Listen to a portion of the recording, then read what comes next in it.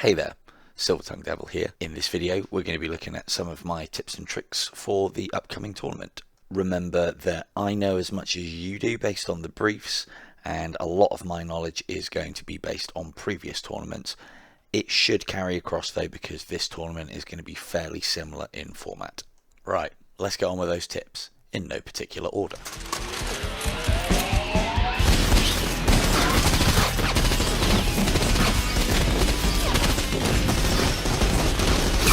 So, the Executioner bonus. What is it and how do I get mine?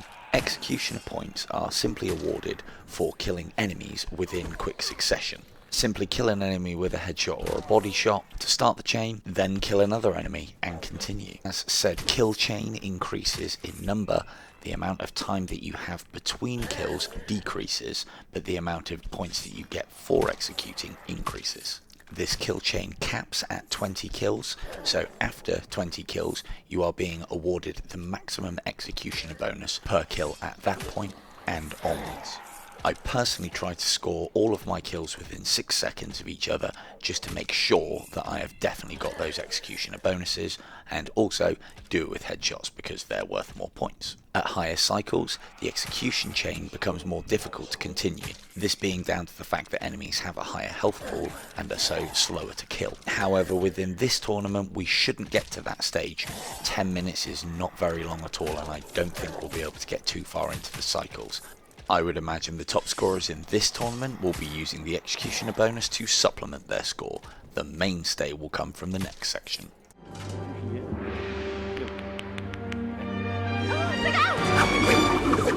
Oh, that really hurt! In the marksman category is where you will find your points that you've scored for headshotting. Headshots have been and always will be a big part of the scoring in In-Death Unchained. Every headshot you hit, regardless of whether it results in a kill or not, scores. Body shots do not score on their own. The scoring that you do get from a body shot is largely down to the gold that you are receiving from that kill. You'll always be putting enemies down quicker with headshots, which then ties in nicely with the executioner bonus. And most importantly, the further away the enemy is when you headshot them, the more points you'll get. And you will score extremely well if you can hit those headshots at long distance and in quick succession.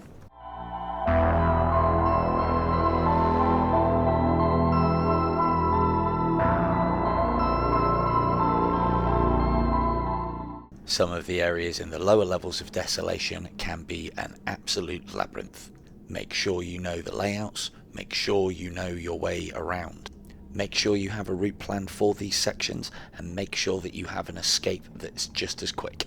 We cannot afford to be dilly-dallying around below ground. It is also worth noting that some of these underground sections can be very disorientating. On more than one occasion whilst I was learning the underground, I'd find exiting back to the surface quite disorientating and often found myself going back the way I came. That is a great way to waste a lot of time. Make sure you're not doing that.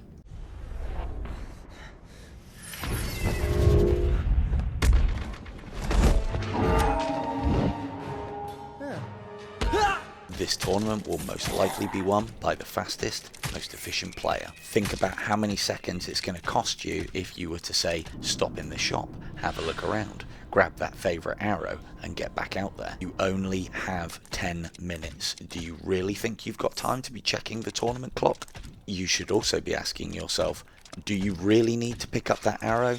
Do you really need that health or armor? Again, 10 minutes is not a lot of time. Every second is going to count in this tournament. Constant motion with looking at getting through the level will reward you with constant targets to keep that executioner bonus going and to keep those headshots coming in. Also note, you do not need to kill every single enemy in your surroundings. I promise you, if you keep moving forward, there will be more.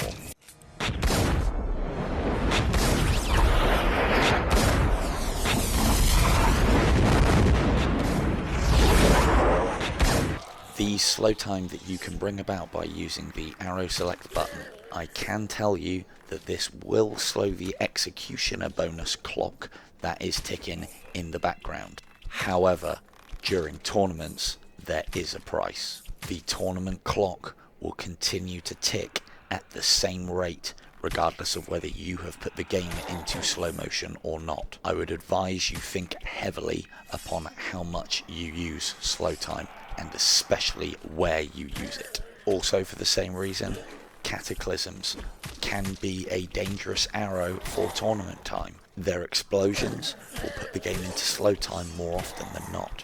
And again, that tournament timer will keep on ticking at the same rate. As they say, no plan survives contact with the enemy. A lot of what I'm talking about here is speculation based on knowledge and past experiences of other tournaments. With that in mind, I'll just leave the previous tournament standings here. If one was so inclined, they might want to go and have a look at some of those videos from that past tournament. I am sure you'll be able to find a couple of nuggets in there that will be relevant to this tournament. I'll leave links to some of those in the video description.